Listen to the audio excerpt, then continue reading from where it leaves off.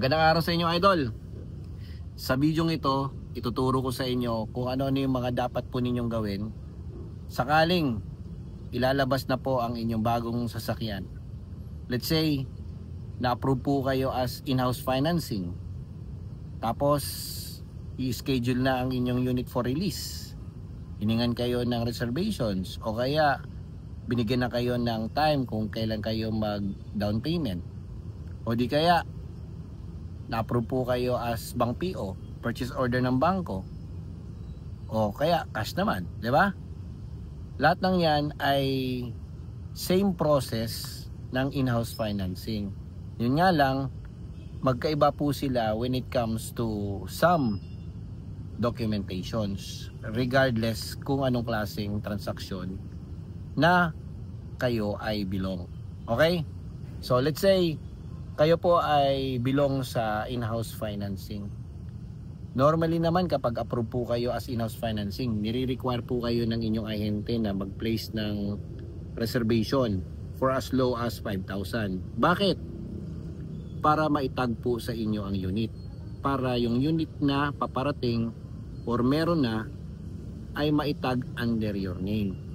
But kung kayo po ay nakatira within Metro Manila, mas maganda i-check nyo muna kung ano ang ending number ng conduction number.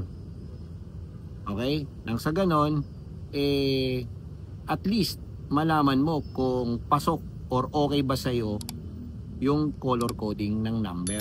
Dahil sometimes may mga unit na ina-allocate sa atin, hindi naman pala natin kursunada yung color coding, yung number ng color coding. Kaya mas maganda tanungin mo muna sa iyong ahente kung ano yung conduction ending number. Nang sa ganon at least kahit papaano makapamili ka. Pero kung nagmamadali ka at wala namang issue sa iyo ang ending number, walang problema.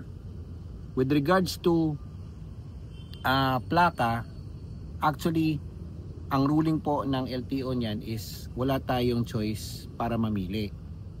Pero some of the dealerships ay sometimes pinagbibigyan po tayo na makapamili. But disclaimer lang, idol, yung iba ay may corresponding amount. But not all. Okay? Kapag walang bayad, ibig sabihin wala tayong choice na makapamili ng plate ending. Pero kung may konting bayad or whatever reasons man yan, alam mo na kahit pa paano makakapamili ka ng plate ending. Dahil hindi naman talaga natin maiiwasan na sometimes yung bibili natin sa sasakyan ay uuntog doon sa mga existing nating sasakyan. Di ba? Kaya sometimes nakikiusap tayo sa ating mga ahente, sa mga car dealership, na sana makapamili po kayo ng plate ending number. Nang sa ganon, hindi po magdoble ang inyong color coding. Okay? So, ayan mga ka-idol ha. Okay. So, let's say, nakaschedule na ang inyong unit for release. Alamin nyo muna kung nasaan ang unit. Kung ang unit ba ay nasa planta pa, for delivery going to dealership, or nasa dealership na. Dahil kung ang unit mo ay nasa dealership na, ibig sabihin pwede na siyang i-release anytime. Pwedeng mamayang hapon, pwedeng bukas ng umaga. Okay? Pero kung nasa planta pa yan, it will take around 1 day or 2 days, depende po yan sa facing ng dealership, kung gaano po kabilis mag-process ang dealership. Okay? So let's say dumating na po ang iyong unit. Before ka mag-sign ng any documents sa dealership, mas maganda i-request mo muna sa iyong ahente na mag-visual inspection ka muna. Ikutan mo muna ang unit na ibibigay sa iyo. Kung ito ba ay sariwa, gaya ng mababa ang milyahe, hindi babad sa araw, na yung tipo bang akala mo kinapitan na ng talaba or agyo-agyo. Diba? Dahil sometimes may mga units na binigay sa atin ay sobrang babad na sa araw. Kumbaga, kinapitan na ng acid rain. Kaya mas maganda, i-inspect mo muna bago po nila yan i-PDI. Pre-delivery inspection. Okay? Yun ang tawag doon mga ka-idol. Before po yan, i-stencil o lagyan ng tint ang inyong unit. Dahil ang gagawin po ng PDI is i-stencil ang unit. Pagkatapos, ititint po nila yan. Saka po nila yan ika-car wash. At kung kailangan i-buffing, dahil medyo hindi na ano talaga yung acid rain, yun ang gagawin po nila. Mag-slight buffing po sila. But not all cars ay binabap po nila yan. Okay, so yun, kapag nakita mong ganon, okay siya, mababa milyahe, sariwa yung unit.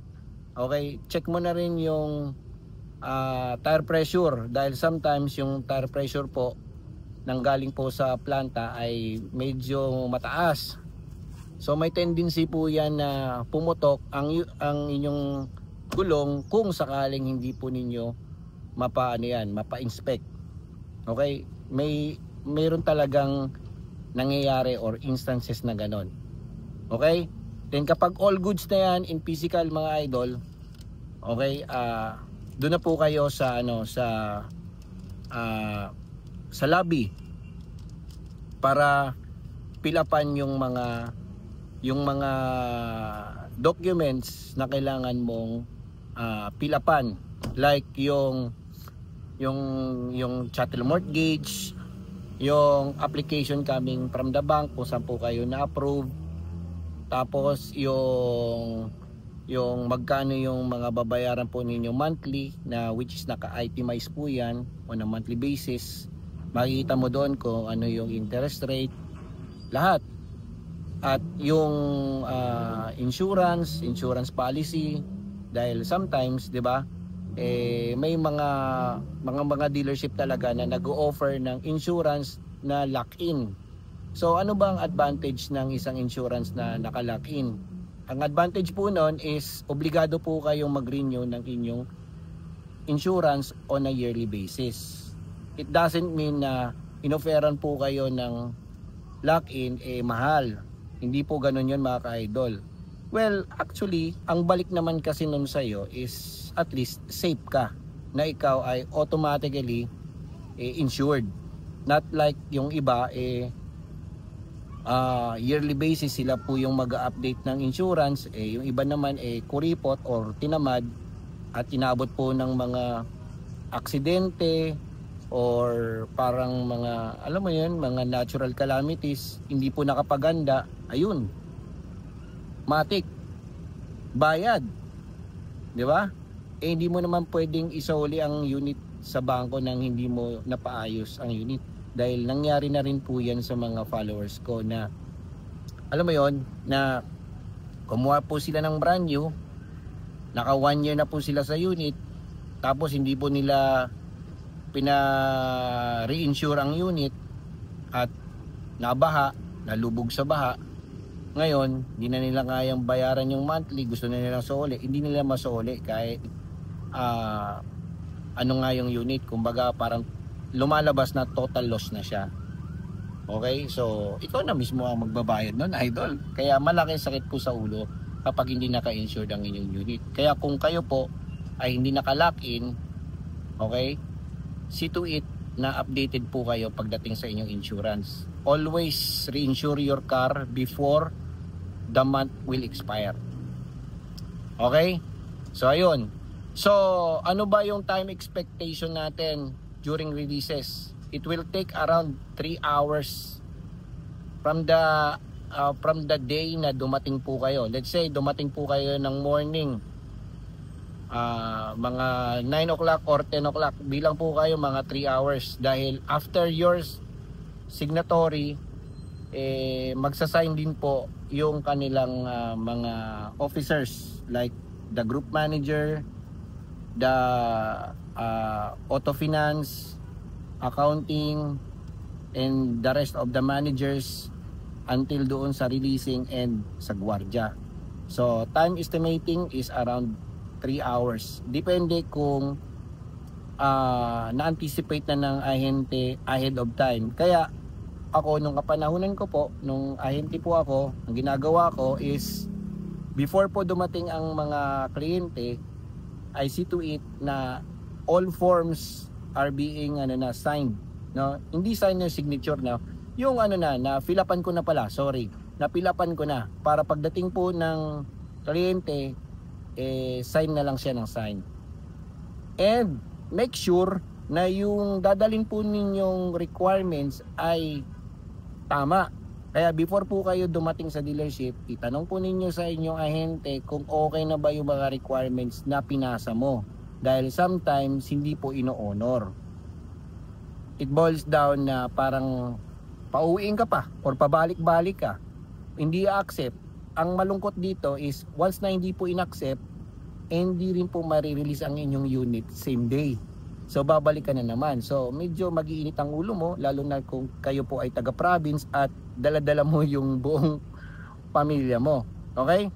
So before po kayo mag-release ng unit on the date na kung ano yung sinabi sa inyo, ipasa mo muna yung mga requirements, pa-check mo sa ahente at sa bangko kung okay na yon. That's the time na pumunta po kayo and see to it na updated lahat, maging ang iyong proof of billing, bank statement, and also yung IDs, dapat tugma-tugma po yan, pareho yung pangalan, pareho po yung signatures, and see to it na yan po ay primary IDs like passport, driver's license, senior citizen, ano pa ba, yung UMID ID, ganon. Para hindi po kayo maaberya in the future. Ganon ang gawin nyo mga ka-idol. Okay? And wag mong bago-baguhin ang iyong signature. Kung ano yung signature mo sa IDs, ganon din po sa actual. Doon sa mga documents. Dahil once na binago-bago mo yan, magkakaproblema ka rin mga ka-idol. Same lang rin po sa inyong co-borrower. Dapat lahat yan accurate. No? Lahat ng inyong mga documentation, pirma, no, yung mga requirements na yan, lahat dapat accurate yan mga idol. Medyo ginagabi na no? Anyways, tapusin ko na lang to mga ka-idol. Okay, so ganon. Then once na napirma na yan, ready na yan, that's the time na ilalabas na po ng inyong ahente yung mga documents na ibibigay sa inyo, like yung warranty booklet, yung owner's manual, yung susi, tsaka yung freebies. Okay, i-check mo yung mga freebies na pinangako sa iyo from the start na nag-usap po kayo. But not all freebies are available. Okay? So, ganun ang gawin po ninyo. Check nyo muna. Pag hindi available, ibig sabihin, either walang stock or abonado siya, hindi na po kaya ng kanyang budget. Okay? Wag po kayong magalit kung hindi po maibibigay sa inyo dahil normal po yan. Sometimes hindi available or sometimes under budget na. Kumbaga parang abonado na siya. Dahil ang komisyon po ng ahente ay hindi naman po lahat panalo. Sometimes sama pato, sometimes pamigay na lahat sa kliyente. Para lang matuloy po ang transaksyon. Okay? So ganun mga ka-idol ang gawin po ninyo. At kung sakaling gusto po ninyo mag-offer ng tip, depende na lang po sa inyo kung gaano po kasipag, gaano kagaling ang inyong ahente. Pero wag po ninyong aabusuhin na bigyan po ng malaking tip. Magbigay lang po kayo ng tamang tip lang dahil meron na pong komisyon ang mga ahente. Okay?